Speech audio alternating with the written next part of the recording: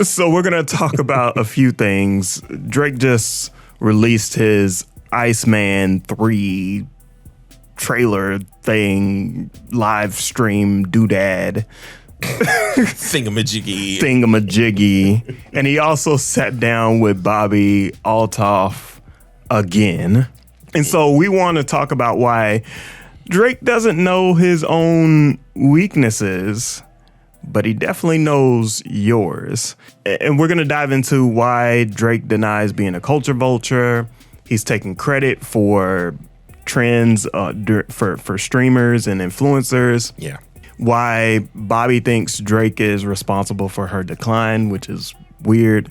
And also why Drake claims that journalists are mad about him sitting down with Bobbi. I think he took a direct shot at some folks. And so I want to dive into all of those things. So that's what we're going to talk about. So first, he denies being a culture vulture because he's helping Atlanta artists.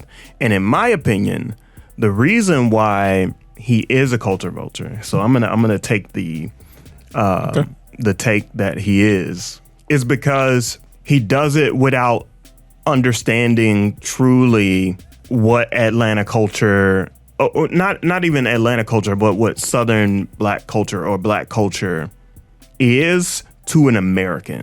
And so him missing the boat on that, him being sensitive about it, and those are his own words, makes it feel like he's a hit dog that's hollering. Yeah, I don't think he is, just in regards to like the fact that I do think the relationships were genuine, and I think a lot of me and you both think that a lot of those beefs in whatever way are fake outside of the Kendrick one. That one I feel is real, but like all the rest of them just for what? Yeah. But if you're an artist in Atlanta and you're like the next thing smoking, so to speak, right? You're popping in Atlanta, and then Drake says, "I want to do a song with you." Are you turning him down? No. Then that would be based off of today's demographics of rappers. I would believe that their favorite rappers are Lil Wayne, and then Drake somewhere in that list too. Yeah. And because of that, you're not turning down Drake when Drake comes about, which gives him the opportunity to not only propel you, but he is propelled by that.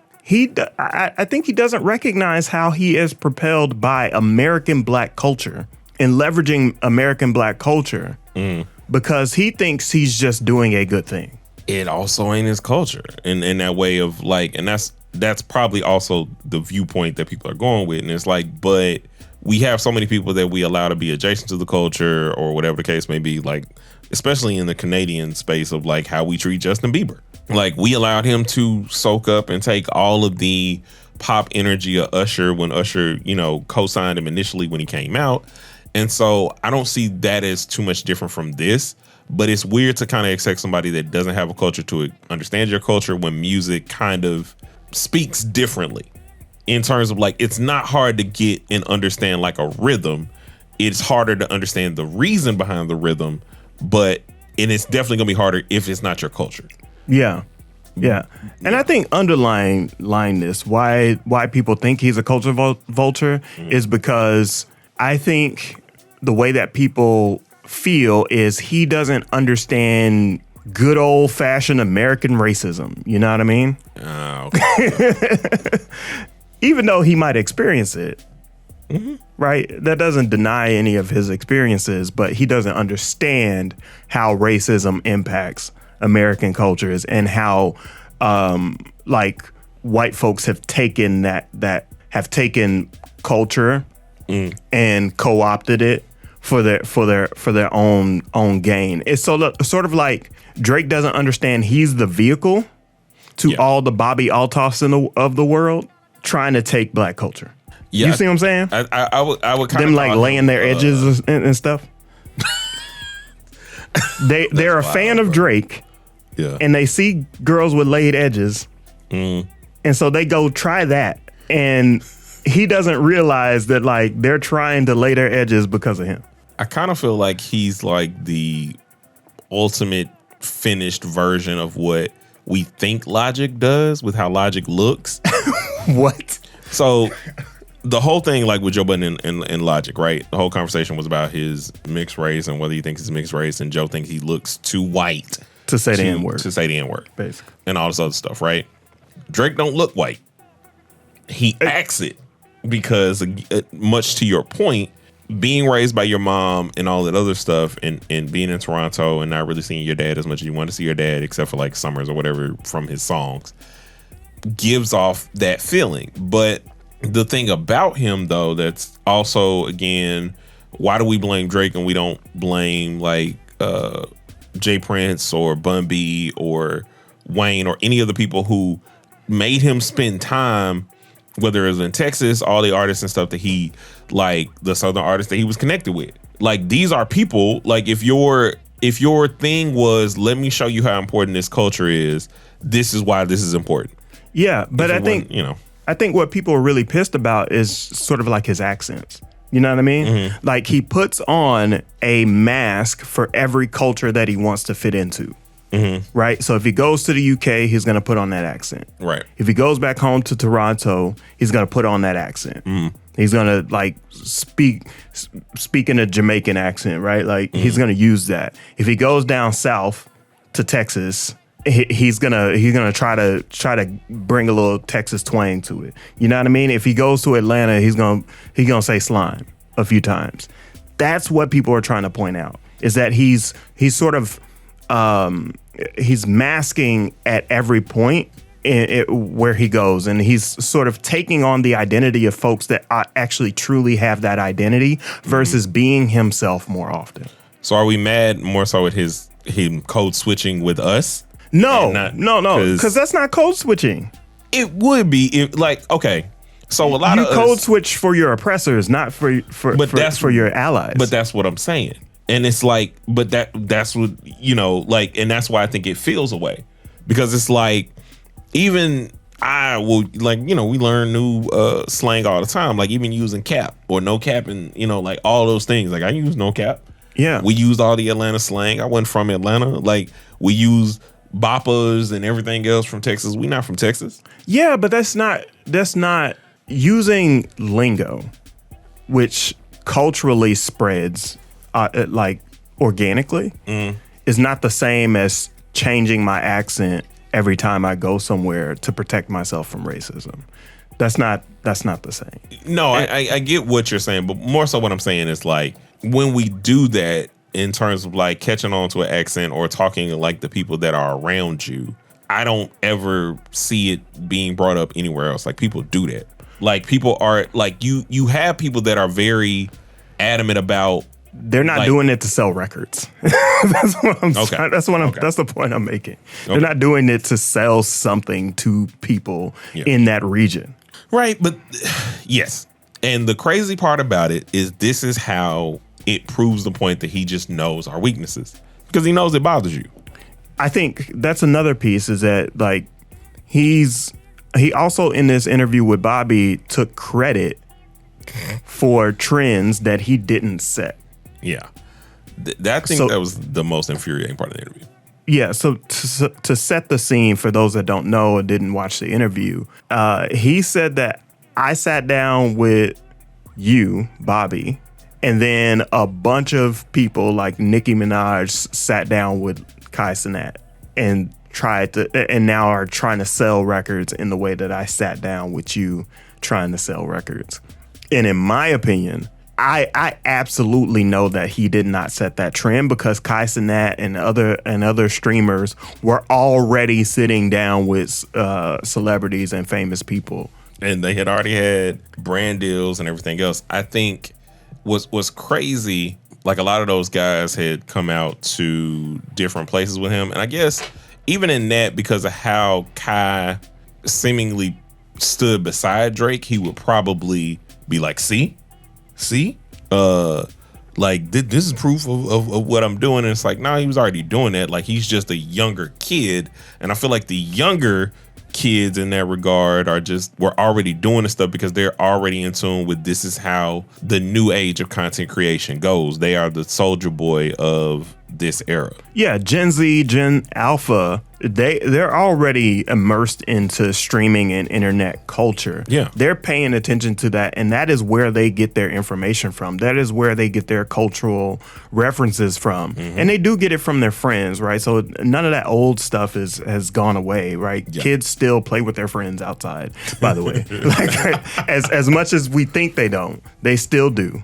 What I'm saying to you is that, like, them understanding or getting to know randomly Shaquille O'Neal through a stream as Shaquille O'Neal, but not Shaquille O'Neal, the NBA player, the NCAA player from Baton Rouge. You know what I mean? Like that's what they know him for, is Shaquille O'Neal was on Kai's stream and did some funny stuff or ate some hot wings. You know what I mean? Yeah.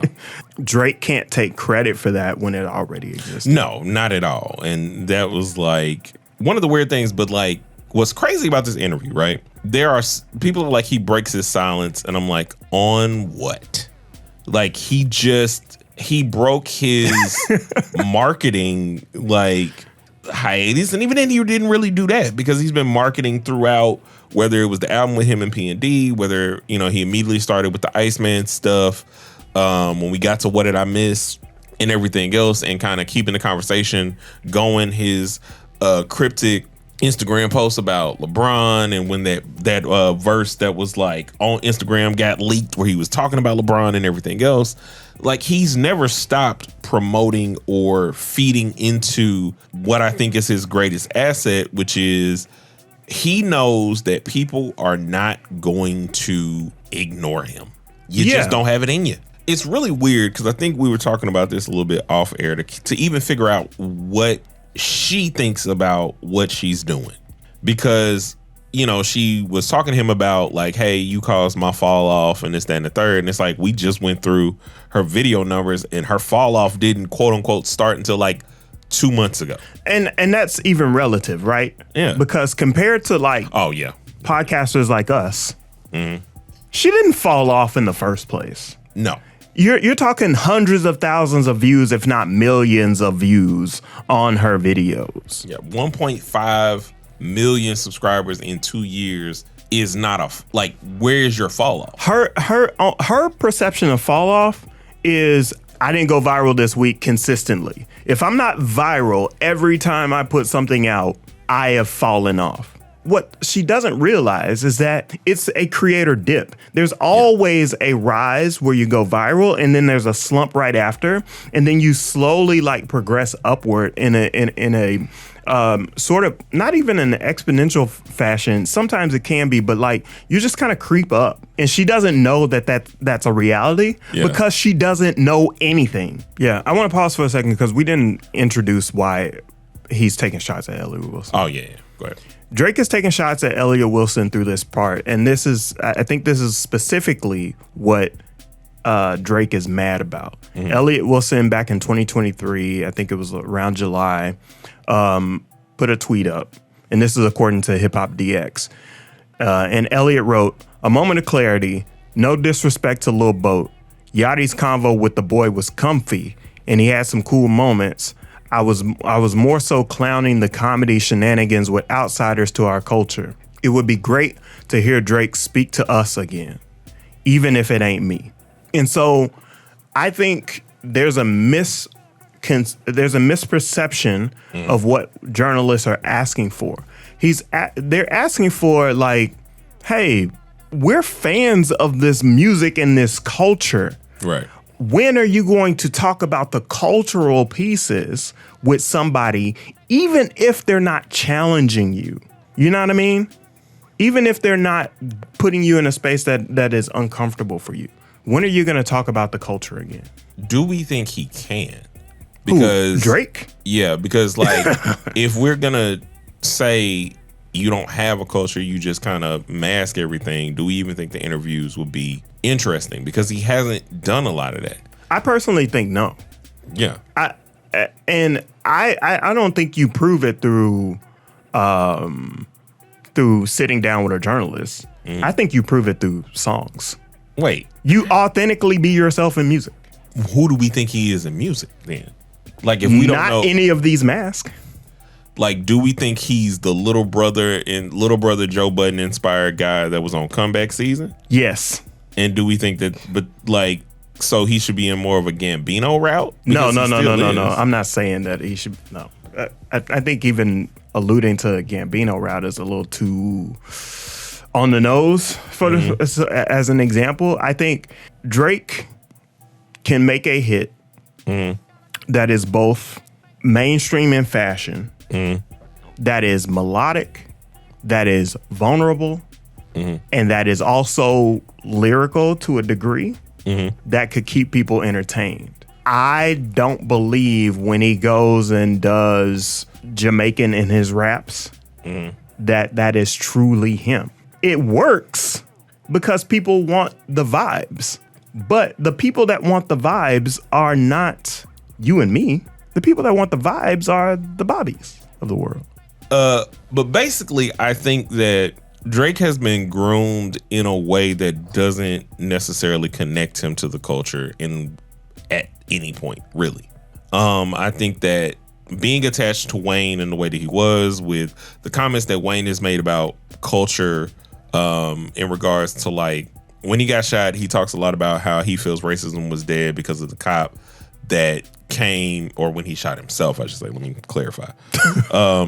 When That the shouldn't cop, be funny, but when the white cop came and they still have a relationship and all these things, that while he would make all of this music that feels like it's connected to us, but would also say things that don't feel that way.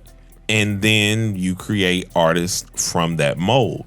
You know, you create Nicki Minaj, you create these artists who start in a certain place, both connected to Atlanta in terms of when their push really started going. And you get to the heights and then you kind of just leave it for pop stuff. Well, Nicki specifically left it for pop stuff. Drake kind of, Yeah. I'm trying to stick to your original point. I just think the culture around him created this. I don't think he ever had a real connection that would have given him the things that we want from him. I think what people just want from him is to be himself. And I don't think he learned that from other people. I think he just is that. You see what I'm saying? Like, he is an actor. And so he's always playing a part. He's playing a role. Well, do I then think that, like, all of his life is inauthentic to the things that he talks about in his music? No, because you can hyperbolize everything that's true about yourself. Yeah, most people do. Yeah, it's like it's like, exaggerating a true story, right? Like it based off a true story is what he is, and that's okay to a degree when you're working in song. I'm not saying that he needs to be as deep or as impactful or as real as Talib Kweli. Okay. Nobody is saying that. He just needs to stop faking the funk. And what faking the funk means is, Drake, if you are not tough, you don't have to be tough. What did I miss? What did I miss? And surrounded by guns. That's what we're talking about. See, it's just one of those things that I feel like hip hop in that way created that level of culture. So, like, even Gambino, right? But hip hop didn't do that. Well, the person, right? So I think the Bobbis did that to hip hop. You see what I'm saying? Yeah, I can see what you mean. But, like, we always knew that those kids were buying records too. We just didn't take enough notice to actually care in a certain way about what that meant. And that's what I mean by the hip hop problem. Because It's like, we knew that, like, when you're selling 1 million records, it ain't just us buying your records. And how do we want to interact with that? How do we want to leverage our culture? The fact that we talk about it all the time, like, we know the culture is going to be sold and is being sold. Yeah, I just don't know that we're not in mass enough to solve that problem. Yeah, and we can't solve this Drake problem. Right.